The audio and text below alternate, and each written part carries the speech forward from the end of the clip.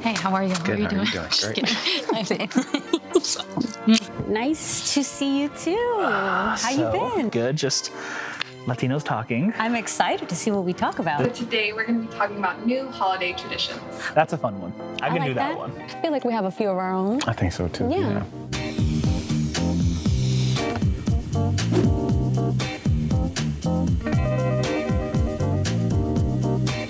Besides arguing on who's gonna help set the table, I think my family was pretty small, so we didn't have like a huge gathering. It was just kind of us. It was very intimate. And so all the time we would eat like tamales or pan con pavo or pupusas if my mom was feeling it. one thing that I vividly remember is always getting our friends and family to come over to help us either make tamales or to make empanadas, just because it's so difficult to make those things by Yeah. yourself. Although it was stressful, it was really fun. And you got to see the family you didn't get to see for a long time.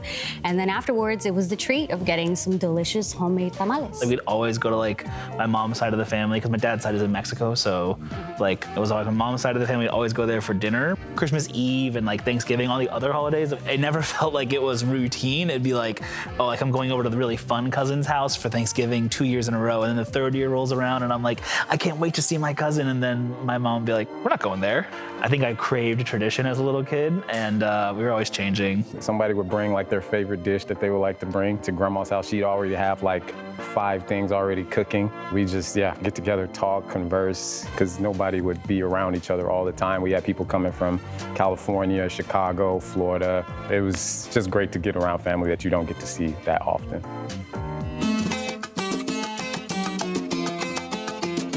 Honestly, it was actually a tradition between my dad and I that during the holidays we would put up trees together, and that was like always my favorite thing. So we would just sit and put all of the ornaments. But now, since we aren't in the same city, I still put up a tree even though I live alone. So it's for me and my dog. But I do love the feeling of it. I don't know, it's just something about having a tree around. The one thing we guaranteed did every year was Christmas night dinner at my grandpa's house. He's like 90-something years old, so that is like one constant thing where like I was going there for Christmas, as a kid, and then now my son is going for Christmas as a kid. My mom, for New Year's, every year, she would wake us up at the crack of dawn to clean because she had the superstition that you were not supposed to bring last year's dirt into the new year. And so, we're off of school. You think you're gonna have a vacation. No. A las 6 de la mañana, limpiar. She puts on her music, which now as a grown-up I love, but as a kid I'm like, I don't want to spend my morning cleaning blinds. Like, what is this? My dad is the type that had Christmas lights all year round. Like at the top, just every night. I'm like, it's like July 4th, right? He's like, it's cool. I come from Mississippi. It's like a religious state, like Baptist, Southern Baptist. Like you had to go to church every Sunday for like 6 hours. We would have our morning program at 8 in the morning. Then we have regular service at like 10 or 11. And then on like Easter Sundays or Christmas, stuff like that, we have a 2 o'clock service. So you're literally in church all day. My mom's probably gonna be so pissed. But you literally don't get to enjoy Easter at all. Like I wanna go run around and find Easter eggs with my friends. Instead, I'm in church all day, and nothing wrong with that, but yeah.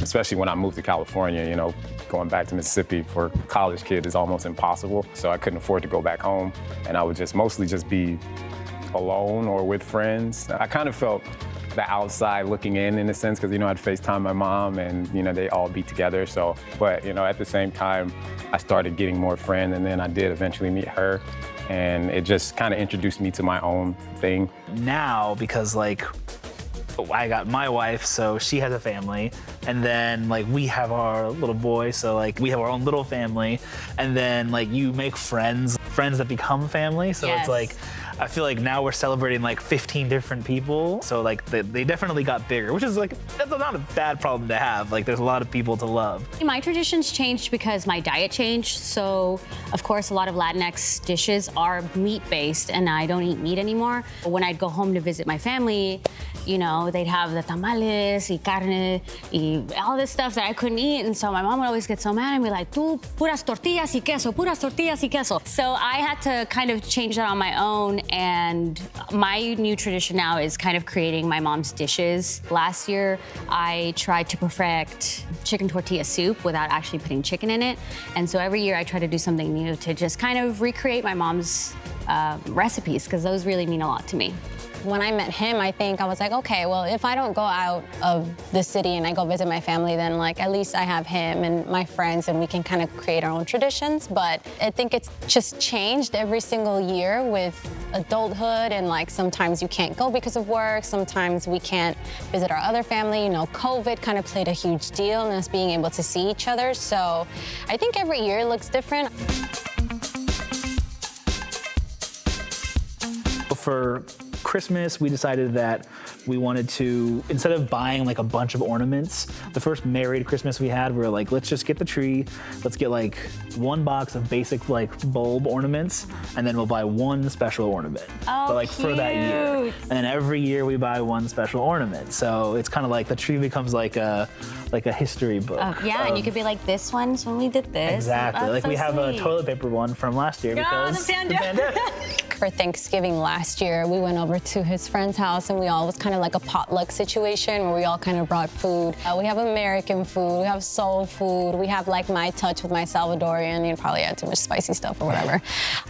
So everybody kind of gets together and we bring our own stuff, and it's very potluck style. And then we kind of like play board games and all this other stuff. So we still try to make it fun, knowing that like none of us were able to travel to see our family. My family used to get together and make empanadas, and now we don't really do that because I don't go home as often. So instead now, me and my partner will make empanadas and I'll give them away to my friends, That's kind of as super a endearing. gift. Because, you know, it's only once a year, and it's like, if I like you enough, I'm gonna bring you some empanadas. That's very wholesome. If you didn't get empanadas this year, well, get your act together for next year and maybe you'll get a couple.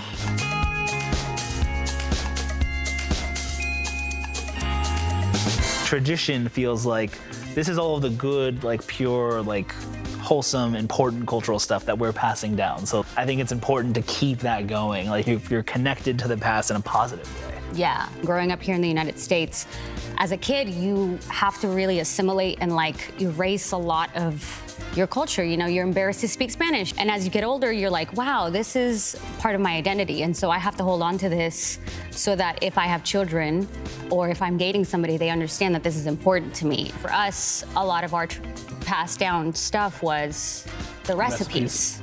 Those will live on forever.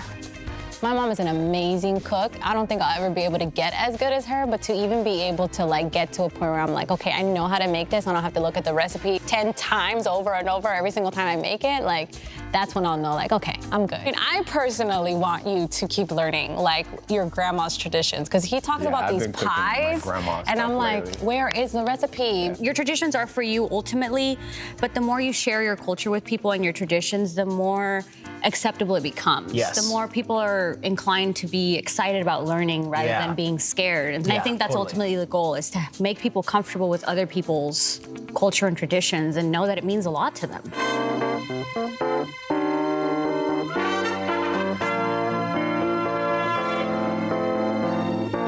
How do you celebrate the holidays when you cannot see family? I spend Christmas with my friends, I spend Thanksgiving with my friends, and so I feel like I try to create family around me around that time. Even though I can't be with them and see them in person, I can try to send them a video or give them a FaceTime call. Whenever I see friends for the holidays, we kind of just like go out and party and then like eat together and just like the basic stuff, nothing like super special or crazy. You and your family have any new holiday traditions?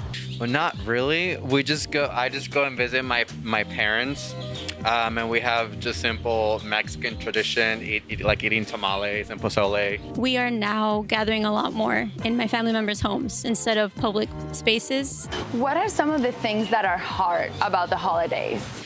Ooh, eating a lot of food. Just like trying to keep a diet going. I've seen my grandmother struggle during the holidays because she would like to be with all of her family, and she can't really travel anymore. She's a little bit older, so she's pretty upset because she has to stay home and not be with all her family. The hardest part about the holidays is like the loneliness, for sure. Do you ever feel like the pressure of buying gifts Oh, 100%. Yeah, I'm like someone who does that all the time, and I always regret it because then my family like never uses the gifts, which is fine because I feel like I always buy gifts at the last minute that like they don't necessarily need or like want.